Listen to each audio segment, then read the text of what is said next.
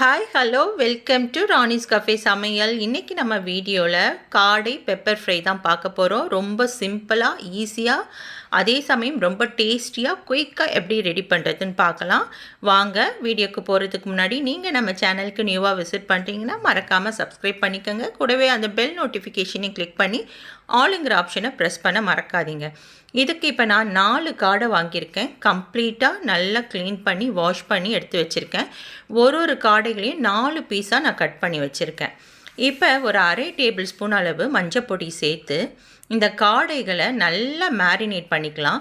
இந்த மஞ்சப்பொடி எல்லா காடைகளையும் ஈவனாக ஸ்ப்ரெட் ஆகிற அளவுக்கு மேரினேட் பண்ணி இதை அப்படியே தனியாக எடுத்து வச்சுக்கலாம். இது அப்படியே இருக்கட்டும். இப்போ ஒரு மிக்ஸி ஜார் எடுத்து 4 வரமிளகாய், 2 table spoon pepper, 1 table spoon ஜீரகம் எல்லாத்தையும் போட்டு இதை ஒரு மீடியமான டெக்ஸ்சரில் அரைச்சி எடுத்துக்கலாம். இந்த மாதிரி ரொம்ப நைஸாகவும் இல்லாமல் ரொம்ப கொரப்பாகவும் இல்லாமல் இந்த மாதிரி ஒரு மீடியம் டெக்ஸ்சரில் இதை அரைச்சி எடுத்துக்கலாம். இப்போ ஒரு பேன் வச்சு தேவையான அளவுக்கு ஆயில் போட்டிருக்கேன். 3 வெங்காயம் நீலவாக்கில் கட் பண்ண வெங்காயம் இதை ஆட் பண்ணிவிட்டு இப்போ இந்த வெங்காயம் வதங்கிறதுக்கு தேவையான அளவுக்கு உப்பையும் ஆட் பண்ணிக்கலாம். உப்பு ஆட் பண்ணிவிட்டு வெங்காயம் நல்லா இப்போ நமக்கு கோல்டன் ப்ரௌன் கலரில் இதை நல்லா வதக்கிக்கலாம். இந்த அளவுக்கு வெங்காயம் நல்லா வதங்கணும். வதங்கிட்ட பிறகு ஒரு பாதி அளவு தக்காளி எடுத்திருக்கேன், கொஞ்சம் கருவேப்பிலை ரெண்டுத்தையும் ஆட் பண்ணிக்கலாம். இதுக்கு தக்காளி அதிகமாக சேர்க்கக்கூடாது, ஒரு பாதி அளவு தக்காளி சேர்த்தா கரெக்டாக இருக்கும். இப்போ இந்த தக்காளியும் போட்டு இது ஒரு நிமிஷம் வதங்கட்டும். அடுத்து 1 டேபிள் ஸ்பூன் இஞ்சி பூண்டு பேஸ்ட்டு அதையும் ஆட் பண்ணிக்கலாம். ஆட் பண்ணிவிட்டு இது இஞ்சி பூண்டோட ரா ஸ்மெல் போகிற அளவுக்கு கொஞ்சம் வதக்கி கொடுத்துக்கலாம். இப்போ நாம் ட்ரையாக அரைச்சி வச்சுருந்தோம் இல்லைங்களா, அந்த மசாலாவை எடுத்து நம்ம ஆட் பண்ணிக்கலாம். இந்த மசாலாவை ஆட் பண்ணிவிட்டு ஒரு அரை table spoon red chilli powder அதையும் ஆட் பண்ணிக்கலாம். ஆட் பண்ணிவிட்டு எல்லாத்தையும் இந்த வெங்காய கலவையோடு நல்லா மிக்ஸ் பண்ணிக்கலாம். கொஞ்ச நேரம் இது அப்படியே கொஞ்சம் ஃப்ரை ஆகட்டும் இந்த ஆயிலில். இப்போ அடுத்து நாம் மஞ்சள் பொடி போட்டு மேரினேட் பண்ணி வச்சுருந்த காடைகளை மறுபடியும் ஒரு முறை நல்லா வாஷ் பண்ணிவிட்டு இப்போ இதில் சேர்த்துக்கிறேன். சேர்த்துட்டு நல்லா இந்த மசாலாவோட நல்லா மிக்ஸ் பண்ணி விட்டுக்கலாம். இதுக்கு தேவையான அளவுக்கு உப்பையும் இந்த நேரத்தில் சேர்த்துக்கலாம். உப்பும் சேர்த்துட்டு நல்லா எல்லாத்தையும் ஈவனாக ஸ்ப்ரெட் பண்ணி விட்டுக்கோங்க. நல்லா மிக்ஸ் பண்ணி விட்டுக்கிட்டு இப்போ இந்த காடை வேகிறதுக்கு தேவையான அளவுக்கு தண்ணி வச்சுக்கலாம். நான் 1 டம்ளர் அளவு தண்ணி ஆட் பண்ணுறேன். தண்ணி ஆட் பண்ணிவிட்டு நல்லா மிக்ஸ் பண்ணிக்கலாம். மிக்ஸ் பண்ணிவிட்டு ஒரு லிட்டு போட்டு க்ளோஸ் பண்ணி இதை ஒரு 5 மினிட்ஸ் ஹை ஃப்ளேமில் குக் பண்ணிக்கலாம்.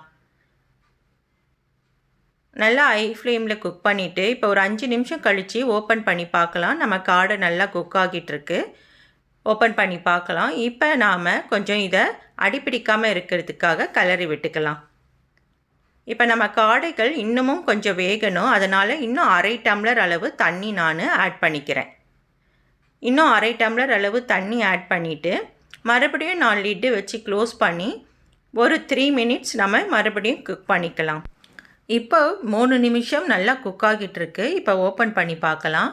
நம்ம போட்ட தண்ணி எல்லாம் நல்லா ட்ரையாக இருக்குது. இப்போ நாம் இதை கிளறி விட்டுக்கலாம். நம்ம போட்டிருக்க எல்லா தண்ணியும் நல்லா ட்ரை ஆகிற அளவுக்கு நாம் இதை நல்லா குக் பண்ணிக்கலாம். இப்போ மீடியம் ஃப்ளேமில் வச்சு நான் குக் பண்ணிகிட்ருக்கேன். வியூவர்ஸ் நிறைய பேர் சப்ஸ்கிரைப் பண்ணாமல் வாட்ச் பண்ணிகிட்ருக்கீங்க. ப்ளீஸ் கண்டிப்பாக சேனலை சப்ஸ்கிரைப் பண்ணிக்கோங்க. Kindly support my channel. இப்போ நம்ம காடை ஆல்மோஸ்ட் ரெடி ஆகிடுச்சு. இன்னும் இந்த தண்ணியெல்லாம் நல்லா ட்ரை பண்ணிக்கலாம். நாம் இப்போ 2 பச்சை மிளகாய் எடுத்து ஸ்லிட் பண்ணி வச்சுருக்கேன், அதை ஆட் பண்ணிவிட்டு கைப்பிடி அளவு கருவேப்பிலை போட்டு இதை ஜஸ்ட்டு ஒரு மிக்ஸ் பண்ணிக்கலாம். ஸ்டவ் நல்லா லோ ஃப்ளேமில் இப்போ இருக்குது. இதை ஜஸ்ட்டு நான் அப்படியே மிக்ஸ் பண்ணி விடுறேன். மிக்ஸ் பண்ணி விட்டுக்கலாம். அவ்வளோதாங்க, டேஸ்டியான காடை பெப்பர் ஃப்ரை ரொம்ப ஈஸியாக நம்ம ரெடி பண்ணிட்டோம்.